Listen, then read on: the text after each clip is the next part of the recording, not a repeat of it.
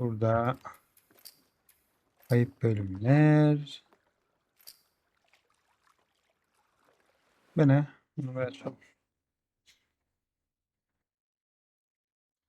Bakalım oyuna eklenmemiş bölümler hangisi? You're about to play an unfinished level from The Last of Us Part 2. Niye finishlemediniz kardeşim? The reason we added this section is there are a few sequences, and we picked the 3 of the best ones, that we cut from the game. You know, often we build a game that's much bigger than what ends up being the final product. They were months away from being finished, but we wanted to give you an insight of what it's like when we built the game, because often we have this whole thing constructed and it doesn't have final art or audio or dialogue. And here you get to see the building blocks of what it's like when we first string a bunch of these levels together. This is the intro to the first deleted level, and this one is the roughest of the 3. We wanted to show more of how Jackson operates. So this is the festival where Ellie ultimately kisses Dina. This sequence would have come very late in the game as a flashback sequence while you're in the farm with Dina. And we wanted to show what is the rest of Jackson doing, and wanted to put on the stick, make it interactive. So you could see when you're outside, there are all these almost like carnival games that you can play. You could mix drinks, you could play with these kids that are playing a sort of clicker Marco Polo, sit down and listen to conversations. And all the different interactions were first or second pass, very, very early passes. The building blocks are there, but nothing is final. And ultimately, while we were very excited by the sequence, it's pretty fun and lighthearted. It just slowed things too much as we're barreling towards the end of the story at this point. So again, reminder, rough, missing audio, missing animation, missing gameplay tweaks, missing dialogue, but pretty representative of what it would have been. So enjoy. Bakalım.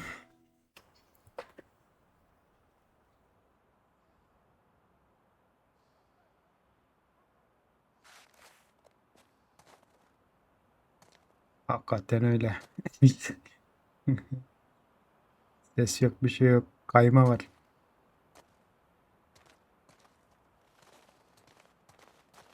Originally, this level was going to transition us to farm.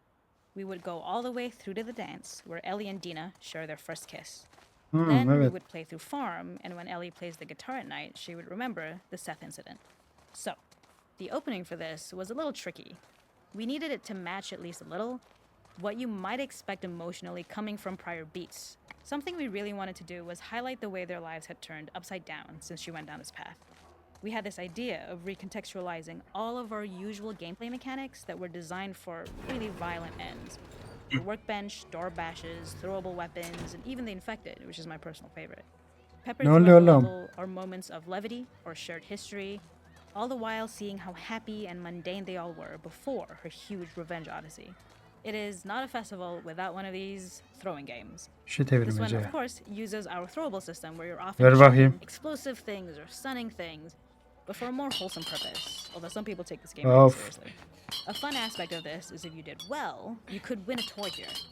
Ellie would place it in her pocket. If you had done this, you'd find the toy with JJ, the baby, later back at the farm. When we cut this, the toy made it through anyway because it was so cute. It is the same one you see on the tractor at the farm. Ollie the elephant. This is one of my favorite sections because I think that it achieves both the slice of life aspect of Jackson while also being a stark reminder of how dark the world that they live in really, really is. To attract attention and curiosity, one of the kids was supposed to make this adorable, messed up little clicker impression, and the others would giggle. The kid might try to follow you a little before turning back. Since clickers are blind and move by echolocation, for this game of messed up tag, Ellie must close her eyes and listen for when the children give themselves away. The thought was that these kids are in relative safety. They still grow up with the dangers of clickers and runners, and all those lessons would embed themselves in the games that they play. When the festival got cut, they tried to preserve this moment and move it to the front of the game where the snowball fight is, as a tutorial. However, being in the headspace of a clicker doesn't really teach you how to deal with them. Eventually, it evolved, and they instead made the snowball fight, which was, I think, way more effective. For me, it's character illuminating that not only does Ellie know this game, she plays along. There's a familiarity with the kids that's really nice to see, especially Ne because it's anlattı such a ya? difference from the Ellie. There's a hidden spot at the back that was just a bit of fun. It Bak. was highlighting Jackson's normalcy with something we would find in a real world. In the back, you would find Ne teenagers yapıyorsunuz finding lan some burada? alone time with each other. Oğlum bu çalıların a içine dark ne corner of a yapıyorsun? party. It was rewarding the player for peeking into a hidden corner, but ultimately redirecting them back to the festival. Vay çakallar. We also had versions of them smoking weed here, despite Maria's consternation. Probably Ha, having ot gotten it içiyorlar. from Eugene. Aa Maria.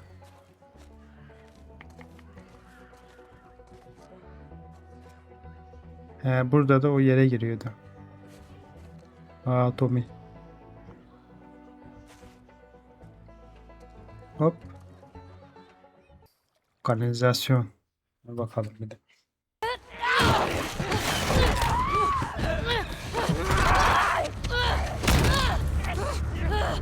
Çekil üstümden!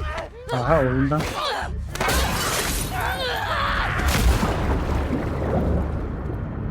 Tamam. Burayı hatırladım.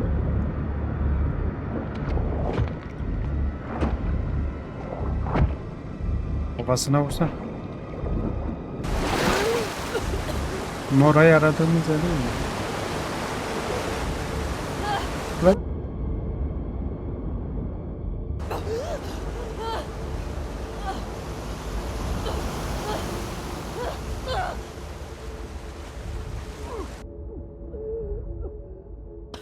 Ben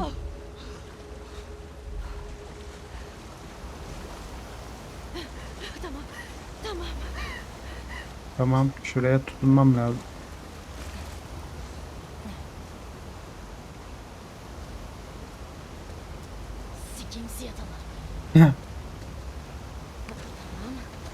The ladder acts as an immediate goal for the player, but being able to climb out is not going to be so easy. To keep levels interesting and engaging, we alternate between positive and negative values the player experiences. Here, it's a positive to have found a ladder, but then a negative to discover it's not the solution. But then another positive to identify the next short-term goal of the doorway. By alternating between these opposing values, we give players what they expect, but not how they expect it. Duyamadım ne dedi ki. This level, internally known as Find Nora, was quite long in duration as we had to make Ellie traverse a far distance to the opposite side of downtown Seattle. The sewer section was originally longer than what we released the game with, approximately 10 minutes more. This was one of the few areas of the game that used water flow as part of a traversal puzzle. Buraya mı I had atlayacağız? to go upstream to use the current to get to the platform to reach the other side. We mostly cut this mechanic game wide. However, it remained in essence in the section swimming to the aquarium as Ellie when you were avoiding the waves. Ah, neredeyse oluyordu.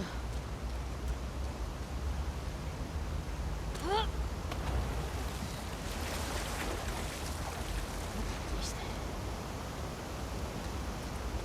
Bu ne la? When players reach the doorway and enter into the room, they're faced with a dead end.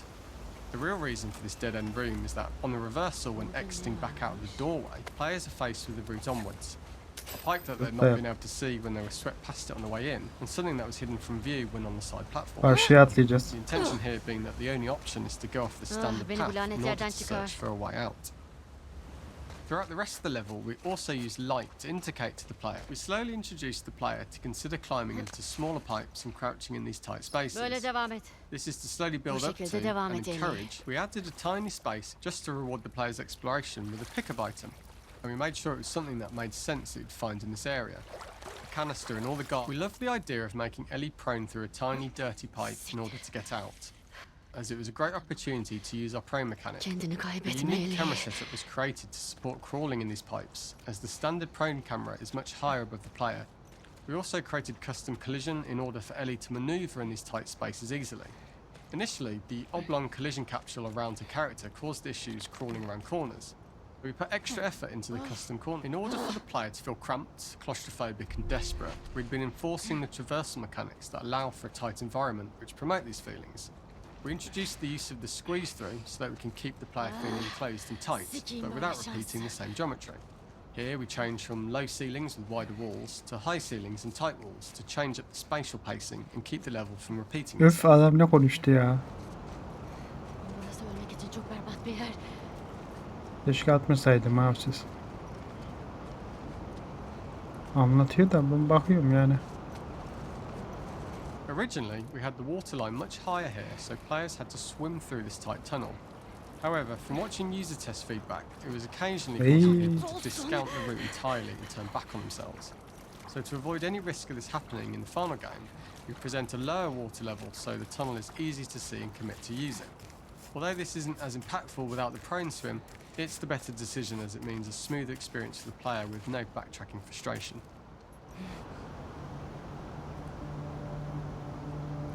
Hey, canlanma lan. Çalış lan. Var. Bu oluyor ya. Devam et.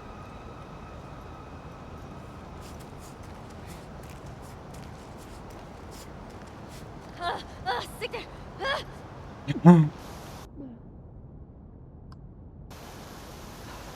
Ah.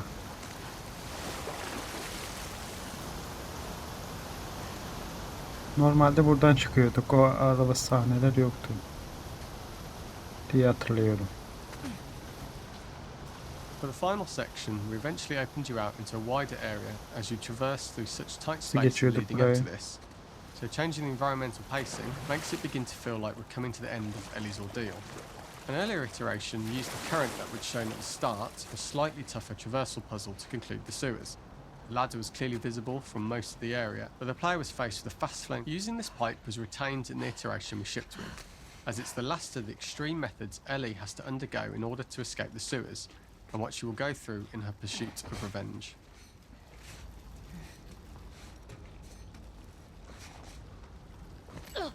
Hop. The last ladder climb is quite lengthy, and although we could have çıkıyorduk. trimmed it down to a shorter climb, we liked how this last segment of the journey Ya builds kısacası anticipation uzatmışlar for yani. whether there was success at the top Dediler or ki not biraz after all uzun we've been olmuş. through. Ultimately, Burayı the ladder keselim. exits out into the subway station, which is how it connects in the final game. Ellie then has to find her way to the hospital from here, crossing paths with the scars for the first time.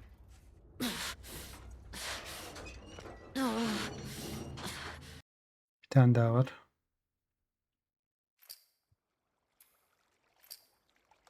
Aa.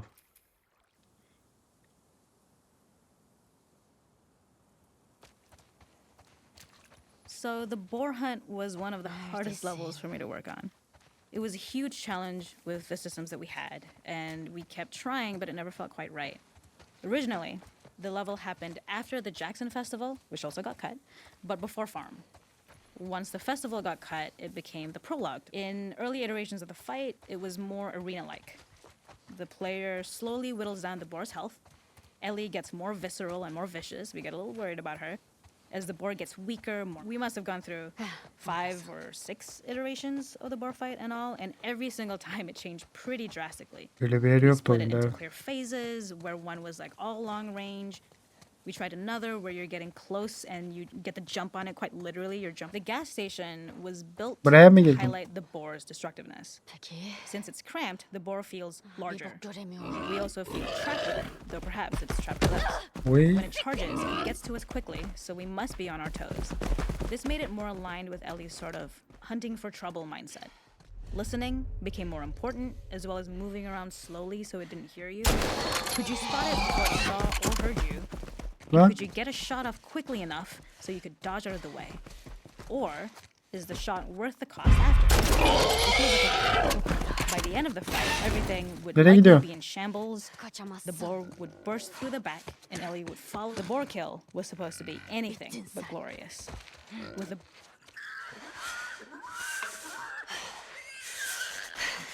Ay.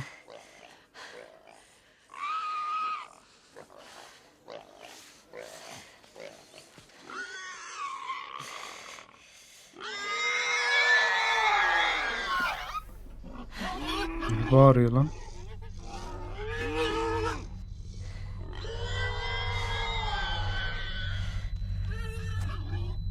Ey. Her yerde Joel'u görüyor. Kaç kaç kaç.